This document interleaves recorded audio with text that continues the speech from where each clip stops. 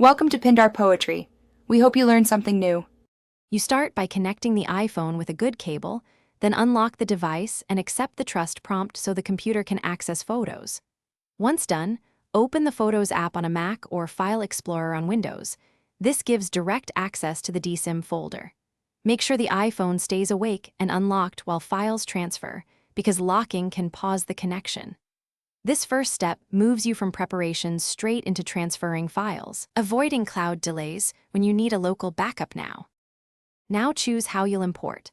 On a Mac, use Photos Import feature for curated selection or image capture to copy original files directly.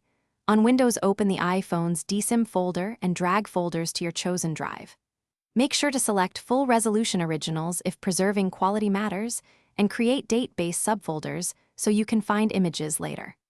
Once copying starts, monitor progress and avoid interrupting. Larger libraries take longer, so let the transfer finish before disconnecting. Finish by verifying the backup. Check that file counts and sizes match and open several photos to confirm integrity. Once satisfied, eject the iPhone safely before unplugging to avoid file damage, and consider enabling iCloud Photos or a scheduled local backup for ongoing protection. If your computer didn't detect the iPhone, try a different cable, unlock the phone, accept trust again, update drivers or iTunes on Windows, or restart both devices.